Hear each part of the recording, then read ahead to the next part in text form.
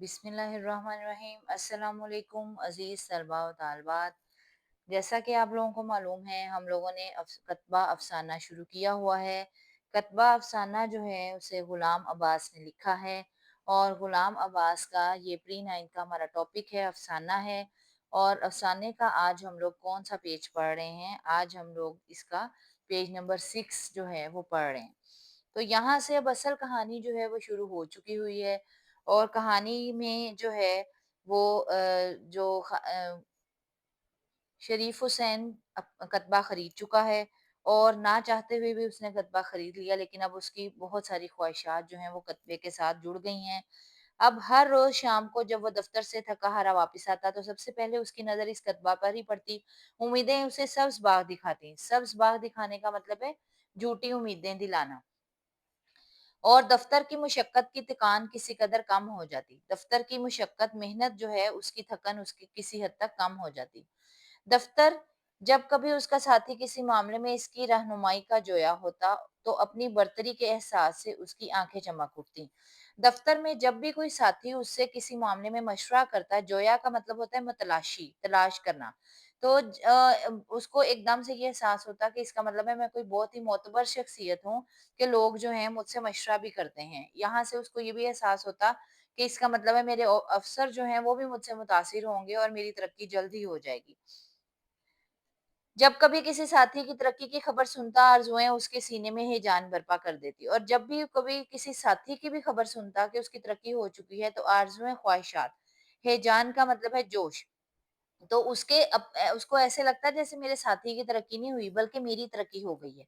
तो आरज़ुएँ उसके दिल में और ख्वाहिशात जगाती, वो और ख्वाहिशात जो हैं वो ज़िंदा होती कि इसी तरह मेरी भी एक दिन जो है वो तरक्की हो जाएगी।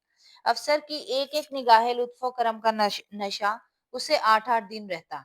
अगर कोई अफ़सर उससे किसी दिन हँस के बात कर लेता या अच्छे तरीके से देख लेता, अच्छे तरीके से बात कर लेता था, उसको उसका नशा सुरूर, उसको उसका सुरूर काफ़ी-काफ़ी दिन रहता कि इसका मतलब है मैं अफ़सरों की नज़र में कोई ना कोई अहमियत जो है वो रखता हूँ।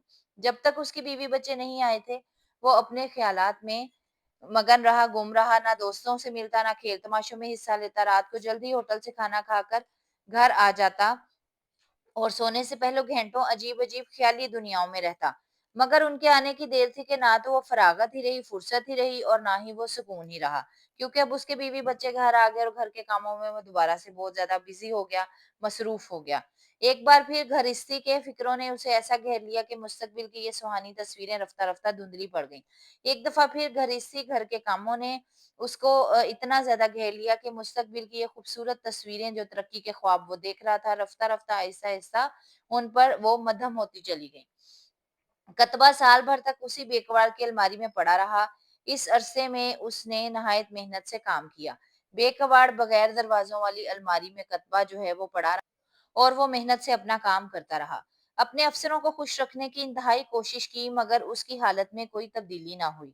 अब उसके बेटे की उम्र 4 बरस की हो गई थी और उसका हाथ इस बेकवाड़ की अलमारी तक बखूबी पहुँच जाता था। बखूबी का मतलब है अच्छी तरह पहुँच जाता था।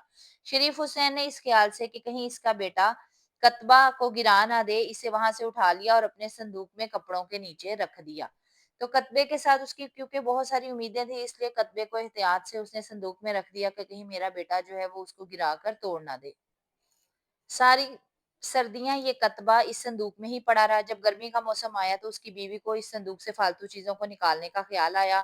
चुनांचे दूसरी चीज़ों के साथ बीवी ने कतबा भी निकाल कर काठ के इस पुराने बक्स में डाल दिया। काठ कहते हैं लकड़ी। लकड़ी के इस पुराने डिब्बे में डाल दिया या संदूक में डाल दिया जिसमें टूटे हुए चौखटे, जिसमें 4 कोनों वाले टूटे हुए फ्रेम, घर की टूटी-फूटी चीज़ें पड़ी थी, जो कि उन्होंने भी कबाड़ियों के हाथों बेचनी थी।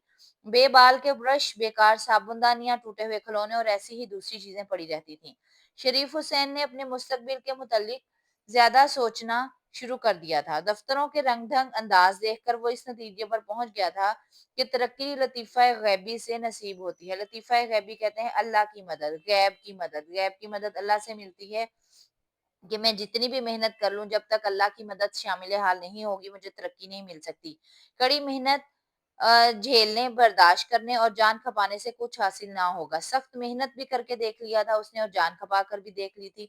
اب اس کو لگتا تھا کہ یہ سب اللہ کی جو ہے وہ رہنمائی کے بغیر، اللہ کے دکھائے ہوئے راستے کے بغیر میں کامیاب نہیں ہو سکتا۔